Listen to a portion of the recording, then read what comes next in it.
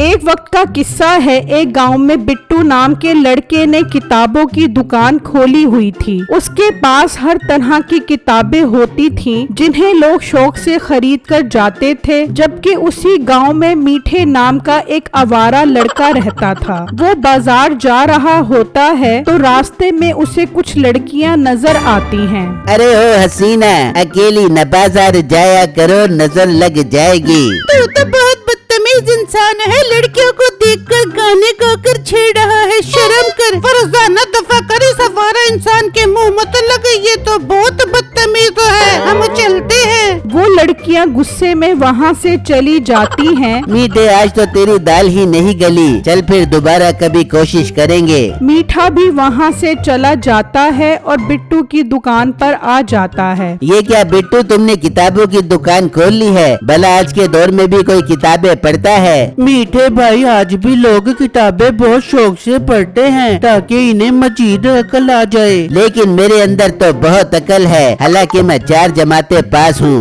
मीठे भाई, क्या तुम्हें उर्दू भी पढ़नी आती है भला? उर्दू तो क्या, मुझे इंग्लिश भी आती है, लेकिन मैंने इस बात का किसी से जिक्र नहीं किया। आई एम नॉट जिक्रिंग एनीवन। तभी मीठे की नजर एक किताब पर पड़ती है जिस पर चुगलखोर के फायदे लिखे होते हैं। बिट्टू, ये कैसी किताब है? ये काफी मशहूर किताब है, लेकिन खुदाड़ा आप इसको मत खरीदना। आप पहले ही गांव वालों को बहुत परेशान करते हो। नहीं, मैं ये किताब नहीं खरीदने वाला। मैं ये किताब कुछ टाइम के लिए लेकर जाऊंगा और फिर पढ़कर तुम्हें वापस कर दूंगा। पर मीठे भाई, ये किताब मुफ्त में पढ़ने के लिए नहीं मिल सकती। मीठा बिट्टू की एक नहीं सुनता और वो किताब लेकर चला जाता है। बिट्टू ये सब हैरान खड़ा देखता ही रह जाता है। मीठा वो किताब लेकर घर आ जाता है और उसे पढ़ने लगता है। अरे वाह यार, इस किताब में तो चुगलखोरी के बहुत सारे फायदे लिखे हुए हैं। इसका मतलब मुझे चुगलखोर बनना चाहिए। मैं नान वाले तंदूर पर जाता हूँ और उससे गपशप लगाता हूँ।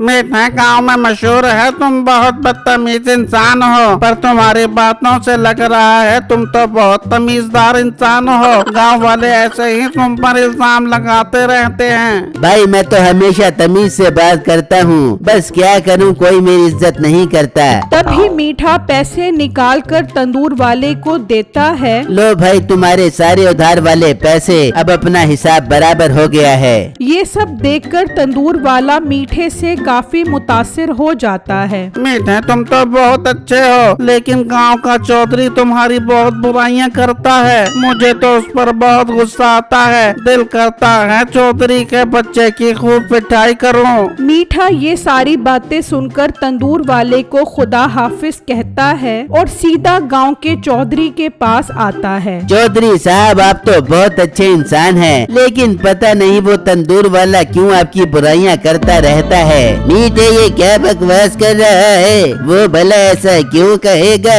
और मैं तेरी बात का यकीन कैसे करूं? तू तो वैसे भी सारे गांव में झूठा मशहूर है। तभी वहाँ पर एक आदमी आता है। चौधरी साहब भी तो सच बोल रहा है, मैं वही बहुत झूठ था। जब तंदूर वाला बोल रहा था कि उसका बस चले तो वो आपकी पिटाई करे। ये सुनकर चौधरी को बहुत गुस्सा आता है। मुंशी, जाओ उस तंदूर वाले का तंदूर तोड़ दो ताकि उसे अच्छी सजा मिल जाए। ठीक है मालिक, हम ऐसा ही करते हैं। फिर वो वहाँ से निकलते हैं और उसका तंदूर तोड़ देते हैं। चौधरी मीठे का शुक्रिया अदा करता है। फिर मीठा खुशी खुशी घर आता है और नसीबो कैंची को ये सारी बातें बताता है, जिससे सुनकर नसीबो काफी खुश होती है। अरे वाह मीठे, चुगलखोरी वाली किताब तो बहुत काम की है। मुझे भी दे दे ताकि मैं भी वो किताब पढ़ बेबू। ओ मोटी नाक वाली औरत, तुझे किताब पढ़ने की क्या जरूरत है? तेरे लिए तो तेरी 10 गज की जबान ही काफी है। फिर अगला दिन होता है। चौधरी गांव में घूम रहा होता है। तभी उसकी नजर पड़ती है। मीठा एक दरख्त के पास बैठा होता है। चौधरी साहब वहाँ पर आ जाते हैं। मीठे, क्या हुआ, तुम ऐसे उदास क्यों हो? चौधरी साहब, मैं ये गांव छोड़कर जा रहा हूँ। क्या बात है मीठे, तुम गांव छोड़कर क्यों जा रहे हो?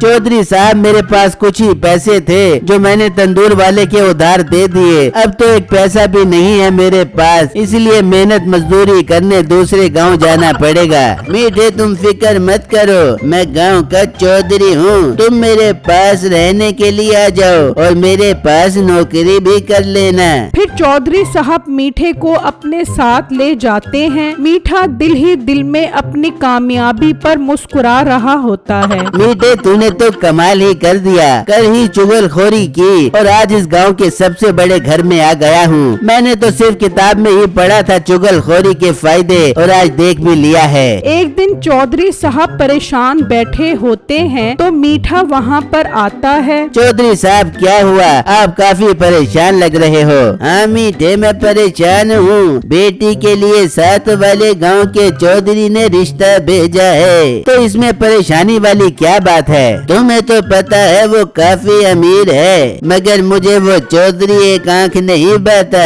वो हमेशा मुझसे कुक्कड़ की लड़ाई जीत जाता है और लाखों रुपए उड़ा जाता है मेरा तो दिल करता है उसकी गाड़ी पर पटाखे बांधकर उसे हवा में उड़ा दूं। चलो खैर, वो लोग कल यहाँ आएंगे तो उनसे बातचीत भी हो जाएगी। मीठा ये सारी बातें चुपके से मोबाइल में रिकॉर्ड कर लेता है और फिर जल्दी से पटाखे खरीदने एक दुकान पर आता है। भाई साहब, ऐसे पटाखे दो जिसकी आवाज बहुत गरजदार हो। अच्छा भाई, देता हूँ ऐसे पटाखे जिसकी आवाज काफी तेज हो। फिर मीठा वो पटाखे लेकर चला जाता है तो बिट्टू उसकी दुकान पर आता है। भाई, ये बंदा किस किस्म के पटाखे लेकर गया है आपसे? वो ऐसे पटाखे खरीद कर गया है जिसकी आवाज काफी तेज हो। ये सुनते ही बिट्टू सोचने लगता है, मुझे तो दाढ़ में कुछ काला लग रहा है। जरूर मीठे भाई का इरादा किसी शरारत का है। मुझे मीठे भाई पर नजर रखनी पड़ेगी। फिर अगला दिन होता है तो मीठा पटाखे लेकर गांव के बाहर चुपके से बैठ जाता है और रास्ते में कुछ पत्थर रख देता है। बिट्टू छुपकर ये सब देख रहा होता है। फिर कुछ देर बाद जब चौधरी साहब की घोड़ा गाड़ी वहाँ से गुजरती है तो चौधरी साहब का नौकर घोड़ा गाड़ी रोक देता है। क्या हुआ, घोड़ा गाड़ी क्यों रोक दी? साहब जी, वो गाड़ी के सामने सड़क पर पत्थर पड़ा है, मैं इसे हटा कर आता हूँ। फिर जैसे ही नौकर पत्थर हटाने जाता है तो मीठा मौका देखकर जल्दी से पटाखे गाड़ी के साथ बांध देता है और उन्हें आग लगा देता है। जैसे ही पटाखे फटना शुरू होते हैं, घोड़ा डर कर भागना शुरू हो जाता है और घोड़ा गाड़ी दरख्त से लगती है,